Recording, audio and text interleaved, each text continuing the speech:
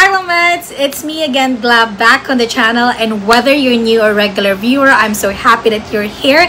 In today's video, I'll be talking about this Louis Vuitton mini pochette accessories. This is a long overdue because I bought this last year and I realized I was not able to share it with you or review this bag, so this is the time.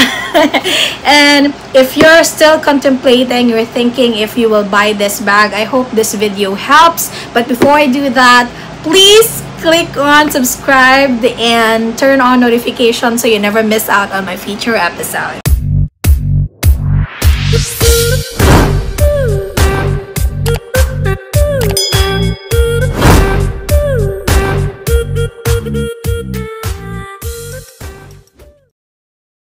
Disclaimer, this is not to brag or anything, and I know some of you are allergic to designer brands. I totally understand. I'll see you next time. But if you still want to get this, you would like to know further information about this one, like measurements, what fits, and how it looks once this bag is on me, then you have to keep on watching.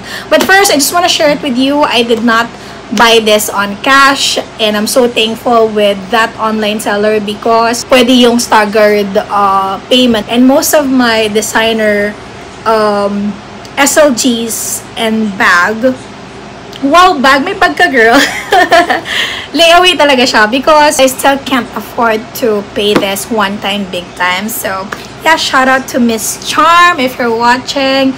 Thank you so much for your layaway plan. Okay, when I first saw this, I thought kasha at least yung bifold wallet. And I guess not. I haven't tried, honestly. Nagamit ko na to when I went to Cebu last year. But I was not able to try it if kasha talaga yung wallet. So this is the first time. When I received the package, it comes with paper bag, gift receipt, and orange box. And meron siyang kasamang dust bag. And nung una ko siyang nakita, ay, sorry ko, maliit lang pala siya. So, hindi talaga siya bag. I think part siya ng SLGs. It comes with this chain strap with hinge. This one. This is the hinge or clasp. And then, it has this two D-rings. Pero ito, extended siya a little bit. I think this is cowhide leather. And may nakalagay dyan, Louis Vuitton, Paris, made in France.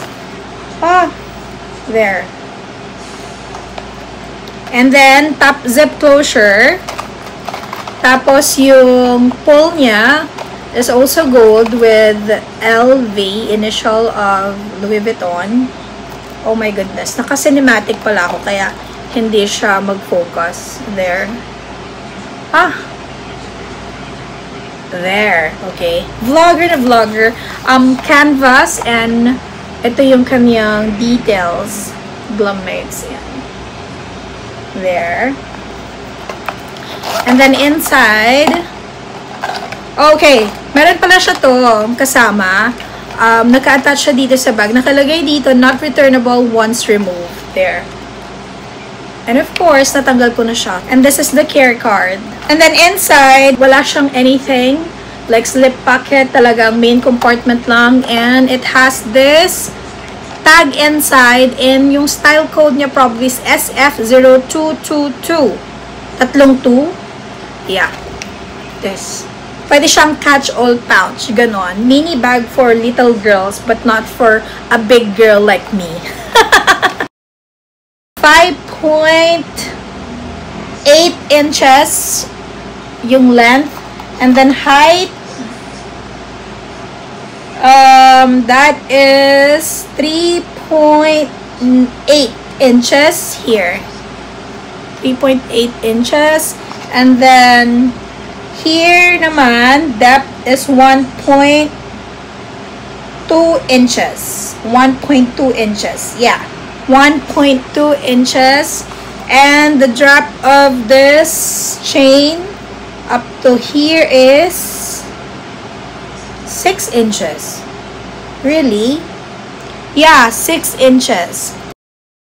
Honestly, nung una ko to nakita, na-disappoint talaga ako sa size. And my mistake because I was not able to search talaga or even watch videos kung ano yung mga magkakasya dito. Kasi I thought like kasya talaga yung compact wallet or bifold wallet. This is a small wallet from Karl Lagerfeld. It holds like cards lang. Maliit lang talaga to. And it fits, pero yun na lang yung malalagay mo. And plus, lipstick siguro. So, definitely, I'm not gonna use this wallet if I'm going to use this bag. You know what I mean? This mini bag. And sabi ko nga kanina, para lang siyang catch-all pouch, paglagyan ng mga makeup, etc. But, why not? Ilaban natin tong mini bag na to. 'Di ba? This is a key holder, but it holds kasi card din dito. So, probably, 2-in-1, you can, ito na yung key holder mo, plus, bring with you na lang yung cards na gagamitin mo on that day para push ka na, laban ka na. And then, of course, this is just a mini bag. Then, mahalaga kasi talaga pang retouch, girl. Lalo kung gigimik ka, diba? Pressed powder and small lipstick. Plus, your power bank, of course, kung gigimik ka, kailangan mo to. Extra battery. Yeah, kasya naman pala. And then, mint. Probably small tissue. Pero hindi na siya kasya, girl. Hindi na talaga. Comb. Yes, kasya naman. Pero bulky na siya. No, no, no, no, no. But glam ka na and okay na yung hair mo. Ganun. Kamay-kamay na lang, girl. Kasi wala kang sukla eh, di ba? Ang retouch lang talaga, wallet, key holder, or card holder. I don't have card holder with me right now kasi so I cannot show you. So, lipstick, pressed powder, mint. So, probably, wag mo nang dalhin yung mint or bili ka na lang ng candy and that's it. That's it. Yun lang talaga. Yun lang talagang kasya dito sa mini cute bag na to. Ways on how you can use this bag. Definitely, hindi siya pwedeng shoulder bag because yung drop ng bag niya, maliit lang talaga. Kasya, pero hindi kinaya. Pangit siyang tignan. Huwag nating i-push. Pero for a small little girl, I think, carry. Cutesy, tignan sa kanila. But sa akin, hindi cute. Yeah, you can put it sa wrist mo, or dito sa crook ng arm. Yan, carry yan. Yung ganyan-ganyan lang, or hawakan mo lang ng ganyan. Or you can use it as a wristlet. So, just remove this and attach dito sa kabila. Then, there you go. You have a wristlet na. Kung ito lang yung meron ka, yun lang talaga yung pwede mong gawin sa bag. Wristlet, and it is what it is. Like, hawakan mo lang siyang ganon. Or, if you have naman, like, a crossbody na chain, you can put it here. You can hide this and then attach mo. Let me try to look for a chain na bagay dito sa bag na to. I was able to find a suitable strap for this one as a shoulder bag. I used the strap of my Coach Swinger 20. Yeah, if I'm not mistaken. Okay. Ito yung kanyang strap and this is how it looks. Kung meron kayong mga strap na pwede, yeah, why not? You can use it. This is how it looks. Front view and then side view. Yan, ito mas scary to. Pwede siyang shoulder bag talaga. Yan. If you don't want to use the chain of this bag. And then, ginawa ko na lang siyang parang charm here. There. And also, I have with me yung strap ng Coach Aster. O, diba? These bags are from Coach Retail. And brass kasi yung hardware. So, perfect siya dito. Okay. Let me show you how it looks. Okay. This is how it looks. Oh my God! Very nice. Oh, ngayon ko lang to ginawa glamesa. Naghanap lang din talaga ako ng brass na chain or gold chain na pwede dito. And, look. Naging accessory na lang talaga. Okay? So, front view, and then side view. O, diba? Talagang pwede ng, girl, crossbody bag. O, laban! Sabi nung friend ko na into luxury brand, mahirap na itong hanapin. And, mahal na siya. So, it's not worth it. Actually, nung nakuha ko siya, last year, mahal na talaga siya. If it's worth it, I think it's not worth it. I would suggest na lang to save your money and then bili ka ng mas malaki dito, as in bag na talaga. Because this one, catch-all pouch lang talaga siya. And you're able to see naman kanina, ano lang yung pwede nyong ilagay. But, if nakuha nyo ito ng mura, then good for you. Or pwede rin naman kung gustong-gusto mo to, second hand. Why not? As long as okay pa naman siya. Pero kung brand new, okay din naman kung kaya mo, girl, i-push mo.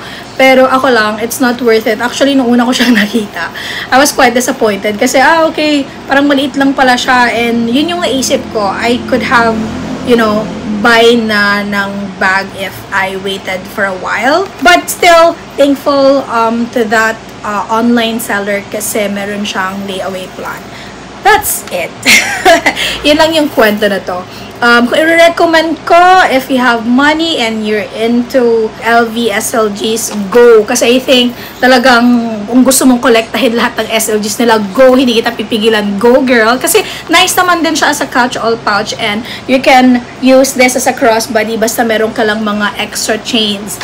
But, kung ako lang din talaga, ang gulo mo ang gulo mo gla. Kung ako lang din talaga, wait na lang, girl. Save it and then buy a bag. Yun yung masasuggest ko. So that's it. Thank you so much for staying with me until the end of this video. If you like this, please give me a thumbs up and share it with your family and friends. And if you haven't already, please do subscribe before leaving. And I'll talk to you again next time, Glummates. Stay awesome, be gladsome, and keep chasing those dreams. Bye!